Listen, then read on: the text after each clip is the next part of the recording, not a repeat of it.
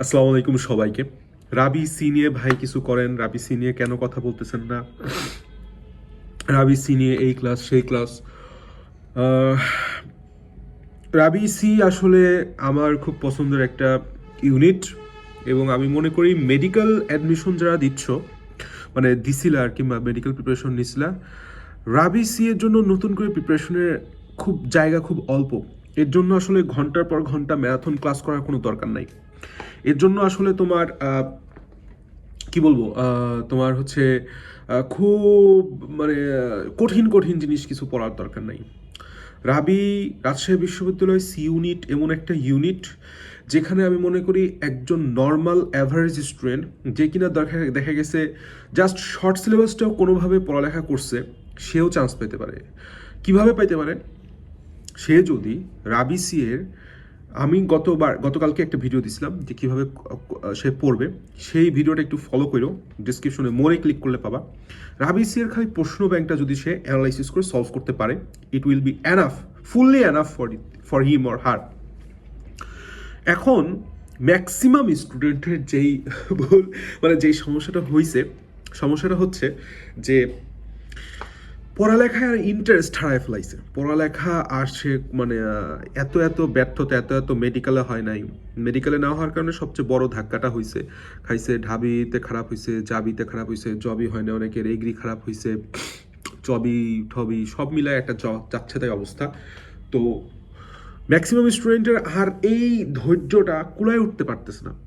তো আমরা কি করছি সেটা হচ্ছে, আমি তোমাকে একটু পরবর্তীতে আর একটা ফোন দিয়ে দেখাই, স্ক্রিন শেয়ার দিয়ে, বিগত 20 বছরের কোশ্চেন অ্যানালাইসিস করে রাজশাহী বিশ্ববিদ্যালয়ের জন্য সি ইউনিটের জন্য স্পেশালি চ্যাপ্টার ভিত্তিক পোলটা করে রাখছি। তো তুমি কি করবা? তুমি হচ্ছে প্রত্যেকটা চ্যাপ্টারে যাদের মানে তোমার তো পড়তে পড়তে ভাল লাগতেছে না, কিন্তু পোল সলভ করতে তোমার খুব মজা লাগবে। এবং আমাদের পোলগুলা যে কতটা হেল্পফুল ভাই তোমরাই জানো।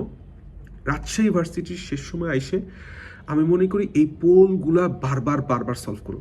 এটার কাজ কি হবে? 1 নাম্বার তোমার প্র্যাকটিস হচ্ছে, 2 নাম্বার খালি প্র্যাকটিস হচ্ছে না, আমরা বললাম এমন এমন কোশ্চেনই পিক করছি যেগুলি রাজশাহী ভার্সিটি সি ইউনিটে আসার সম্ভাবনা সবচাইতে বেশি। তো আমরা বায়োলজি, ফিজিক্স, কেমিস্ট্রি বলো, সেই ক্ষেত্রে আমরা সুন্দর করে চ্যাপ্টার ভিত্তিক পোলগুলো দিছি। তুমি জাস্ট পোল সলভ করবা, আর একটু খেয়াল রাখবা যে এই যে পোলটা দেওয়া হয়েছে, এই পোলটার কোশ্চেনের প্যাটার্নটা কীরকম, বা এই টপিকটা তুমি ধরো একটা ভুল করলা, তাহলে এই পোলের টপিকটা আসলে কোথা থেকে আসছে, ওই টপিকটা কাইন্ডলি তুমি যদি একটু বই থেকে শেষ মুহূর্তে সে পড়ে ফেলতে পারো এনাফ। তো রাজশাহী ভার্সিটির চ্যাপ্টার ভিত্তিক তোমার পোলগুলা কোশ্চেন ব্যাংক অ্যানালাইসিস করে যেটা বানাইছি, এটা তোমাকে অনেক হেল্প করবে। এটা তুমি সলভ করে ফেলাও। 2 নাম্বার, এটা তোমার 50 to 60% একদম বেসিক তোমার একদম ক্লিয়ার করে দেবে যে রাজশাহী ভার্সিটি কীভাবে প্রশ্নটা হবে। 2 নাম্বার হইতেছে তুমি রাজশাহী ভার্সিটির সালভিত্তিক কোশ্চেন ব্যাংক সবার কাছেই আছে, এই সালভিত্তিক কোশ্চেন ব্যাংকটা সলভ করো।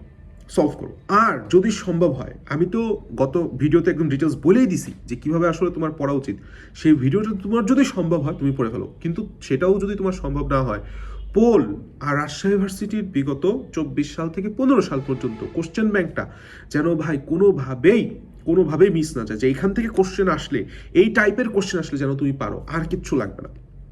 চলো পোলগুলা কিভাবে সলভ করবো আমি সেটা একটু তোমাকে দেখাই। আচ্ছা, তুমি যদি ভিডিওর মোড়ে ক্লিক করলে আমাদের একটা টেলিগ্রাম চ্যানেলের লিঙ্ক পাবা। এখানে ঢুকলেই তুমি এই মেসেজটার দিকে ঢুকতে পারবে। একদম দেখো যে লেখা আছে সেটা হচ্ছে chapter wise varsity question bank solve. আসলে এটা ভার্সিটি কোশ্চেন ব্যাংক হলেও এটাকে আমরা বর্তমানে একদম রাবিসি এর জন্য ডেডিকেটেডলি সাজাইছি। এখানে তুমি জুলজির চ্যাপ্টারগুলো পাবা, বোটানির চ্যাপ্টারগুলো পাবা, কেমিস্ট্রির first paper, second paper, physics first paper, second paper, সব শর্ট সিলেবাসের জায়গা যা তোমার প্রয়োজন। আচ্ছা, এখন আমি তোমাকে একটা জিনিস দেখাই যে অ্যাকচুয়ালি পোলগুলা কিভাবে ইফেক্টিভ ওয়েতে সলভ করলে তোমার খুব বেশি কাজে লাগবে, এবং অ্যানালাইসিস করে কিভাবে সলভ করতে হয়। যেরকম আমরা বোটানি 4 চ্যাপ্টারটা ঢুকলাম, হ্যাঁ, এখন বোটানি ফোর, আচ্ছা আমরা বোটানি ফোরের মধ্যে না ঢুকে আমরা জুওলজি ফোরের মধ্যে, জুওলজি সেভেনের মধ্যে ঢুকি, তোমাকে বুঝতে সুবিধা হবে। এটা অলরেডি আমাদের একটু করা আছে, দেখো। সেটা হচ্ছে মানুষের মুখমণ্ডলীয় অস্থির সংখ্যা কতটি? এই যেই প্রশ্নটা তুমি যদি পড়ো, তোমরা সবাই জানো মানুষের মুখমণ্ডলীয় সংখ্যা, অস্থির সংখ্যা 14টা, তাই না? 8 ধরনের 14টা। তো এখন যারা জাস্ট সলভ করে যাবে তাদের বললাম, মানে তাদের সলভ হইলো বাট অ্যানালাইসিস হইলো না। বিষয়টা বুঝো।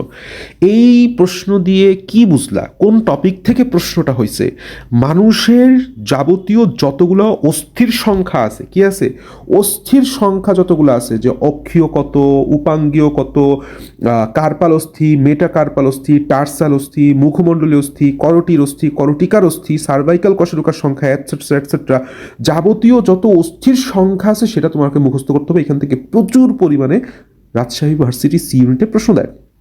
এখন তুমি আমার একটা জিনিস বলো ভাই, সেটা হচ্ছে জাস্ট তুমি যদি এই অ্যানালাইসিসটা জাস্ট তুমি যদি মাথার মধ্যে ক্যাচ আপ করাও বা করতে পারো, ইট উইল বি এনাফ। তুমি একটু নিচের দিকে আসো। অ্যাক্সিস কোন ধরনের কশেরুকা? তাহলে এই প্রশ্নটা কম পড়ার পরে তুমি কি বুঝলা? খালি সলভ করলেই হবে না, তুমি বুঝলা যে এই যে কোন টাইপের কশেরুকা কোনটা, এটা বললাম তোমার বুঝতে হবে। আমি যদি বলি কক্কিস তোমার জন্য কোন ধরনের কশেরুকা, আমি যদি তোমাকে বলি অ্যাটলাস কোন ধরনের কশেরুকা, আমি যদি তোমাকে বলি স্যাক্রাম কোন ধরনের কশেরুকা, এইটা তুমি পারতেছো কিনা, এইটা হচ্ছে কোশ্চেন ব্যাংক অ্যানালাইসিস যেটাকে বলে। আচ্ছা,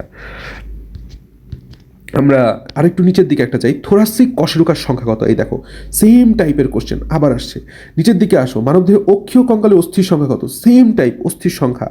আবার আসো, শ্বাসনালী এবং নাকে কোন ধরনের তরুণাস্থি পাওয়া যায়? Very very very much important.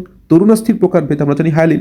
এই যে আমাদের হায়ালিন, শ্বেত, পিত, চুন্ময়, এই এই যেই তরুণাস্থির যে প্রকারভেদ কোনটা কোথায় পাওয়া যায়, এটা বললাম তোমার একদম টানা মুখস্থ রাখতে হবে, কারণ এখান থেকে প্রচুর পরিমাণে ভার্সিটি প্রশ্ন আসছে। রাবি সিতে মানুষ উপাঙ্গীয় কঙ্কালে অস্থির সংখ্যা, আবার অস্থির সংখ্যা আসছে। এরপরে দেখো কোনটি দ্বিতীয় শ্রেণীর লিভার?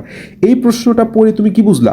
যে আমাদের 3 নাম্বার যে 3টা লিভার আছে, লিভারের উদাহরণ এবং প্রয়োগ, যে কোনটায় দ্রুত গতির সঞ্চালন, কোনটায় অল্প বল প্রয়োগে বেশি ফল পাওয়া যায়, আর হইতেছে কোনটায় ফ্যালক্রাম বা পিভটের অবস্থান কোথায়, বুঝতে পারছো? So it's very much important যে তুমি এই লিভারের টপিকটা খুব ভালো করে পড়ো। এইভাবে কেউ যদি সুন্দর মতো সলভ করতে পারে, অ্যানালাইসিস করতে পারে, আমি মনে করি যে এই যে পোল সিস্টেমটা বিগত 20 বছরের কোশ্চেন ব্যাংক অ্যানালাইসিস করে, রাবি সি এর কোশ্চেন ব্যাংক অ্যানালাইসিস করে আমরা বানাইছি, ইনশাল্লাহ এখান থেকে একটা স্টুডেন্টের অনেক কিছু পাওয়ার আছে, নেওয়ার আছে। ঠিক আছে, বেস্ট অফ লাক। এখনই মোরে ক্লিক করে আমাদের পোল চ্যানেলে জয়েন করে পোলগুলো সলভ করো।